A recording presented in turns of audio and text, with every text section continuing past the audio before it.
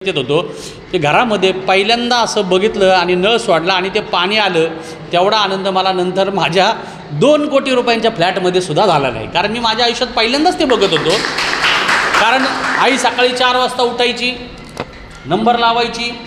आमच्या आधी काही लोक राहायला आलेले होते, ते सगळे लोक बायका पुरुष ते सगळे नंबर लावलेले असायचे किंवा नंबर नसेल तर तिथले झोपडपट्टी दादा असतात.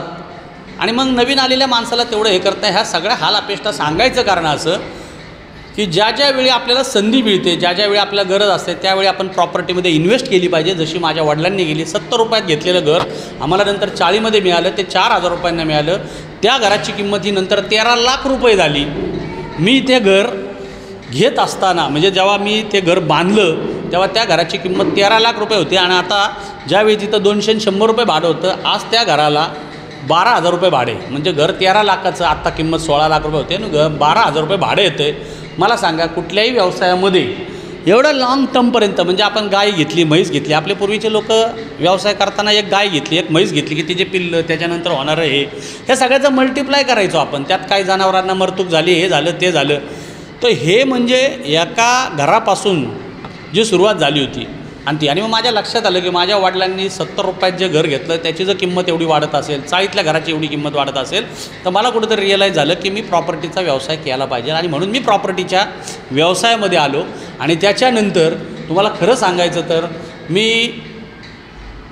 एक 2000 साली म्हणजे 96, 97, 98 साली म्हणजे प्रॉपर्टीचा एक मी तुम्हाला सांगतो की एक 10 वर्षाचा कालावधी असतो कुठल्याही व्यवसायाचा.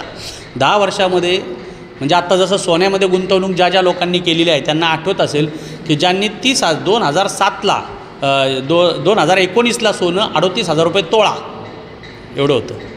2020ला 2021ला आणि आता 2024 आहे. कुठल्याही व्यवसायामध्ये कुठल्याही धंद्यामध्ये मिळाला नाही एवढा return, ROI return of income हा त्याच्यातून एवढा जनरेट झाला आहे की 38,000 रुपयाचं तोळं सोनं 1,30,000 रुपये तोळा झालं. म्हणजे एवढा प्रॉफिट कुठेही झाला नाही. पण हे त्या 10 वर्षाचीच एक गोष्ट आहे. पुन्हा असं होत नाही. पुन्हा नॅचरल वाढ होते. ही नॅचरल वाढ होती. जगामध्ये अशी काही परिस्थिती येते आणि त्या धातूला त्यावेळेस वाढलेली किंमत होती.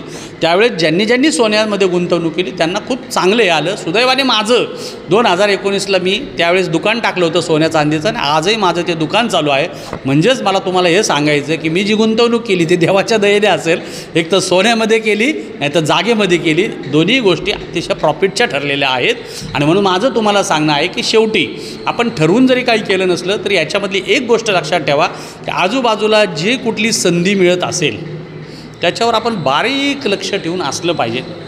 ज्यावेळी मी पहिला फ्लॅट 1970 मी तुम्हाला 10 वर्षाचं गणित एवढ्यासाठी सांगतो की प्रॉपर्टीचं सुद्धा जे गणित होतं ते 2000 सालाच्या अगोदर म्हणजे 90 सालापासून 2000 सालापर्यंत प्रॉपर्टीचे रेट खूप वाढले नाहीत. पण 2000 सालापासून 2007पर्यंत प्रॉपर्टीचे रेट खूप वाढले. याची काही कारणं असतात. ती कारणं अशी होती की त्यावेळी पुणे शहराच्या, मुंबई शहराच्या आजूबाजूला गावाकडचे लोक म्हणजे जो दुष्काळ वगैरे आला होता, गावाकडचे लोक जास्तीत जास्त शहरामध्ये यायचे. शहरीकरण, औद्योगिकरण वाढत चाललं होतं. आणि मग शहरामध्ये जेव्हा गावाकडनं लोक येतात तेव्हा त्यांना राहण्यासाठी जी घरं लागतात, मागणी, डिमांड अँड सप्लाय, मागणी खूप जास्त झाली आणि सप्लाय खूप कमी झाला. मला वाटतं तुम्ही त्याचे लाभार्थी आहात की तुम्ही व्यवसाय करताय. त्याच्यामुळं त्या काळामध्ये लोकांनी जे डिमांड जास्त होती आणि सप्लाय कमी होता म्हणून घरांच्या किमती खूप वाढल्या. नेमकं त्याच वेळेस मी सुद्धा गावभरची कर्ज काढली. मी तुम्हाला यातला रिस्क फॅक्टर सांगतो की मी त्यावेळी ह्याला कॅल्क्युलेटेड रिस्क असं म्हणतात. मी त्या काळामध्ये म्हणजे जसं माझं दांडेकर पुलावरचं घर चाळीत आलं, चाळीत 15 वर्ष एकच घर होतं, 20 वर्ष. नंतर माझ्या लक्षात आलं की आपल्या चाळीतल्या घरामध्ये एवढा हे होतं तर मी फ्लॅट घेतला. तर काय म्हणून मी 6 लाख रुपयांचा फ्लॅट 100% कर्जावर घेतला होता. 100% बरं का. म्हणजे माझ्या आईवडील कधीही त्यांच्या आयुष्यातलं त्यांचं सगळं स्वप्न मोठं एकच होतं की बाबा घरात पाणी येणं, घरात बाथरूम असणं, एवढंच त्यांचं स्वप्न होतं. भलं ते चाळीत का असेना पण एक चांगलं घर मिळणं हे त्यांचं स्वप्न होतं. ते पूर्ण झाल्यानंतर त्याच्यापुढं माझ्या स्वप्नांची भरारी थोडी वेगळी झाली. मला हे कळायला लागलं. मी पेपर टाकायचो. मला हे समजलं की फ्लॅटमध्ये राहणारे लोक त्यांचे कष्ट वेगळे आहेत, बंगल्यात राहणारे लोक त्यांचे कष्ट वेगळे आहेत. पण कुणी असं फुकट काही कुणी आणलेलं नसतं. प्रत्येकाचे कष्ट, बघायचे दृष्टिकोन, तुम्ही बाकी सगळं बदलू शकता पण तुमचा जो दृष्टिकोन असतो ते एखाद्या गोष्टीवरती तुमची नजर असते ती नजर खूप महत्त्वाची असते. तुम्हाला एखाद्या बघा, सचिन तेंडुलकर फक्त एवढीशा बॉलवर लक्ष ठेवतो. तो बॉल टाकतो, हा मारतो, तो फक्त लक्ष बॉलवर ठेवतो. तो काय पैसे कमवणं हे ते नाही. त्यावेळेचा जो परफॉर्मन्स असतो तो महत्त्वाचा असतो. तसंच आपल्या सगळ्यांचंसुद्धा लक्ष कुठं आहे. तुम्ही पैसे कमवायचं लक्ष ठेवलं तर नुसतं पैसे कुठल्याच धंद्यामध्ये कधीच मिळत नाही. पण तुम्ही एखादा छंद जोपासता. आता लता मंगेशकर त्यांनी गायनाकडे लक्ष ठेवलं. गायनाकडे लक्ष ठेवल्यामुळे त्यातले बारकावे लक्षात आले आणि मग त्यांना त्यातून पैसा मिळाला. तर पैसा मिळवायचा म्हणून मिळत नाही. तुम्ही एखादं कुठल्या आता प्रॉपर्टीचं ठरवलं, बाबा मी ही प्रॉपर्टी घेणार, माझं प्रॉपर्टी हेच लक्ष ठेवलं, तर तुम्हाला वेगवेगळ्या ठिकाणच्या स्वस्त चांगल्या तिथल्या आजूबाजूला प्रॉपर्टी मिळतात. पण तुम्ही ते लक्ष न ठेवता तुम्ही आज प्रॉपर्टीचं लक्ष ठेवलं, उद्या दुसरा धंदा, परवा तिसरा धंदा, परवा चौथा धंदा होणार नाही. आणि एक आपलं शेवटी लाईफ असतं.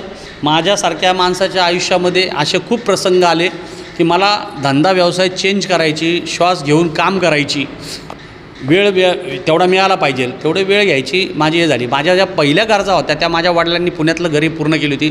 चाळीतलं घर मिळालं, नंतर फ्लॅट मिळाला. तर त्या फ्लॅटच्या संदर्भामध्ये जेव्हा माझ्या असं लक्षात आलं की मी फ्लॅट घेतला पाहिजे, त्यावेळी मला अजून आठवतं मी लॉन्ड्री नावाचा एक छोटासा व्यवसाय करत होतो. मी भारतीय जनता पार्टीचं काम नुकतंच सुरू केलं होतं. माझा भाऊ असं मला म्हणाला की तू ग्रॅज्युएट झाला आहे, रिक्षा चालवतो आहे, असं असताना तू भाषणं देतो आहे आणि मग तू हे रिक्षा चालवतो आहे, मला काही बरं वाटत नाही. मग मी काय करू, तू एक काम कर, भाड्याने दुकान घे. ही गोष्ट आहे 98ची. भाड्याने दुकान घे, परंतु तू कुठंतरी एक लॉन्ड्री का व्हायना टाक. कारण लॉन्ड्री एवढ्यासाठी की त्याच्यामध्ये सगळ्यात कमी भांडवल लागतं. एक इस्त्री आणायची आणि आता मला त्यातलं काहीच माहीत नव्हतं. म्हणजे त्या लॉन्ड्रीतलं मला काहीच माहीत नव्हतं. पण मी 1 महिना 2 महिने 3 महिने वेगवेगळ्या लॉन्ड्र्यांवरती जाऊन अभ्यास केला, विचारून घेतलं आणि मग मी एक लॉन्ड्री सुरू करायची ठरवली. बघा, याच्यामध्ये तुम्हाला एक जीवनातलं खूप मोठं एक सत्य मी तुम्हाला सांगतो की आपल्याच धनगर समाजाच्या एका माणसाचं दुकान त्यांनी गाळा बिळा असताना तिथं घेतलं होतं. मी त्याच्याकडे गेलो, भाऊ मला दुकान पाहिजे भाड्याने. तर तो मला काय म्हणला, नाही दुकान गेलं. त्याच्यानंतर 6 महिने त्याचं पडून होतं. नंतर मी एका माळ्याच्या माणसाकडे गेलो, म्हणलं मला दुकान पाहिजे. तो म्हणला नाव काय तुझं, म्हणलं लवटे. म्हणलं कुठला रे समाज, म्हणलं धनगर. हां म्हणला, बरं तुला नंतर देतो म्हणला. मला काय दुकान भेटलं नाही. म्हणजे माळी गेला, धनगर गेला, सगळा मराठी माणूस सगळा गेला. मी एका मारवाडी माणसाकडे गेलो, त्यांनी मला दुकान नाही दिलं. मराठी माणसाला व्यवसाय करत असताना आपल्या माणसांची मदत होत नाही. माझी एका आता ते नगरसेवक आहेत बरं का, बाळा वसवाल, त्यांना जाऊन विचारा. त्या बाळा वसवालची माझी भांडण झाली होती आणि भांडण झाल्यानंतर त्याचा भाऊ भरत ओसवाल हा त्या ठिकाणी आला आणि तो म्हणला, अरे कशाला भांडण दांटा करतो, तो एवढा भाजपचं काम करतो, माझा भाऊ शिवसेनेचं काम करतो, तुमचे भांडण सोडा, काय रिक्षामध्ये काय ठेवलं आहे, तू दुसरं काहीतरी कर. अरे म्हणलं भाऊ दुकानच भेटत नाही. तो म्हणला दुकान मी देतो. आता त्या ओसवालनी एक फोन केला आणि मराठी माणसाने मला दुकान दिलं. म्हणजे ओसवालांच्या फोनवरती, हे सिंधी गुजराती मारवाड्यांच्या फोनवरती दुसरा मराठी माणूस दुकान देतो, पण मराठी माणसाच्यावर भरोसा ठेवत नाही. ही आपल्याकडं असलेली सगळ्यात मोठी शोकांतिका आहे. आणि मी याच्यानंतर अनेक सत्य शोधली. त्याच्यामध्ये अशी काही सत्य आहेत की जर समजा तुम्ही जरा गोकुळचं दूध बघितलं किंवा ह्याचं दूधसुद्धा मारवाडी गुजराती माणसांनी ज्या डेऱ्या आहेत त्यांचं दूध गुजराती मारवाडी लोक ठेवतात. सिंधी लोकांचे जे पाईपचं जर असेल, हार्डवेअरचा धंदा असेल, तर सिंधी लोकांना कष्ट करावे लागत नाहीत. सिंधी लोक काय करतात, तिथल्या गुजराती मारवाडी आणि सिंधी ह्या लोकांना सांगतात की तेरे को 1% ज़्यादा देगा लेकिन मेरा पाईप बेचने का. आणि हीच मराठी माणसांनी फॅक्टरी टाकली. त्याकडे हे कौशल्य तर एक तर नसतं, तो कौशल्य दिलं तर तो गुजराती मारवाडी किंवा तो हार्डवेअरवाला त्याच्यावर विश्वास ठेवत नाही आणि म्हणून मराठी माणूस धंद्यामध्ये मागे पडतो.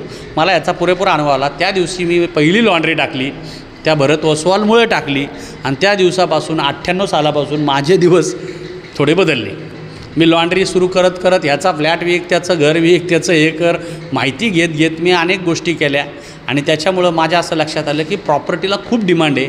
आणि म्हणून त्यावेळी प्रॉपर्टीच्या किमती ह्या 1000 रुपयात. म्हणजे मला अजून आठवतं की मला स्क्वेअर फूट म्हणजे काय माहीत नव्हतं. मी 8वीत असताना लोक विचार करायचे की तुमचा फ्लॅट केवढ्यानी आहे, तर तो 8वीत होता तेव्हा आधी, तेव्हा तो मला म्हणायचा, दुसऱ्याला म्हणायचा की 200 रुपये. अरे मला 225 रुपयांनी, मला 25 रुपये जास्त मिळाला. मी एका माणसाला विचारलं की म्हणलं अहो हे स्क्वेअर फूट म्हणजे काय, तुम्ही काय बोलताय नेमकं. तो म्हणला स्क्वेअर फूट म्हणजे तू ज्या जागेवर ज्या फरशीवर उभा आहे त्याचं माप म्हणजे 1 स्क्वेअर फूट 1/1 म्हणजे 500 स्क्वेअर फूटचा फ्लॅट गुणिले 225 रेट असेल तर साधारण 1.25 लाख 1.5 लाखाला त्या हिशोबाने फ्लॅट मिळायचा. एवढे कमी रेट असलेले मी जेव्हा फ्लॅट घेतला तेव्हा 1000 रुपये रेट होता.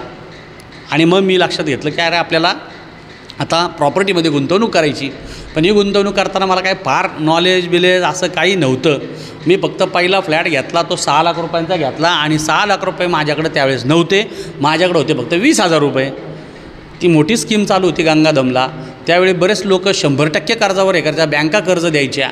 आणि बँका कर्ज द्यायच्या म्हटल्यावर मी म्हटलं याला इथं पेपरला लिहितात 100% कर्ज.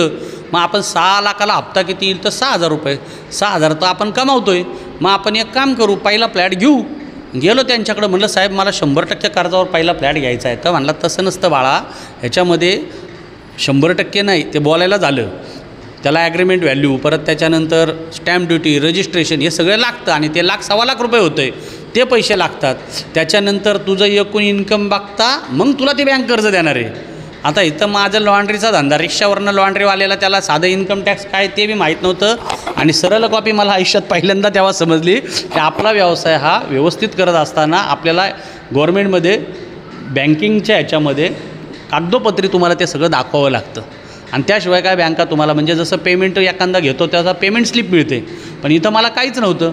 मग मी असा विचार केला की आपल्याला काय करावं लागेल. तर तो म्हणला तुझ्याकडे किती पैसे आहेत. म्हणलं 20,000 रुपये. मग आता तू एक काम कर. त्यालाही गरज होती कारण 1100 फ्लॅट विकायचे होते. तो होता सेल्समन. तो म्हणला एक काम कर, 11,000 रुपये तू आत्ता भर म्हणजे माझं बी काम होईल मी बुकिंग आणल्याचं. आणि म्हणलं पुढचं. म्हणला पुढच्याचे तुला एक CA सांगतो त्याच्याकडे जा, त्याला 8,000 रुपये हे दे. तो तुझे सगळे डॉक्युमेंट बनवेल आणि तो तुला कुठल्या तरी बँकेतून लोन करून देईल. मग ते 11,000 रुपये मी तिथं भरले, 8,000 रुपये CAला दिले. आणि त्यांनी मागच्या 3 वर्षाचे त्यावेळेस ते चालत होतं माझा धंदा त्यांनी दाखवला. 3 वर्ष अगोदर होताच तसा. आणि त्या 3 वर्षाचं सगळं रेकॉर्ड बनवलं. बँकेतलं रेकॉर्ड पण होतं थोडं, ते जोडलं. आणि मी 6 लाख रुपयांचा गंगाधाममध्ये, आत्ता जे गंगाधाम आहे ना तिथं पहिला फ्लॅट घेतला. आणि तो तसा घेतला की 100% कर्ज. हप्ता होता त्याला 6 लाखाला 6,000 रुपये. हळूहळू त्याच्या किमती रोजच वाढायला लागल्या. आणि मग माझ्या लक्षात आलं की आपलं बरोबर वाढत चाललं आहे. 6 लाख रुपयांचं 6,000 रुपये हप्ता. त्यावेळेस मला भाडं होतं तिथं 3,000 रुपये. ते 3,000 भाडं आणि लॉन्ड्रीतले 3,000. घरात काहीच द्यायचं नाही. घरात काय द्यायचं तर ते परत रिक्षा करून द्यायचं. अशा परिस्थितीमध्ये मी त्याचा हप्ता 1 वर्षभर भरला.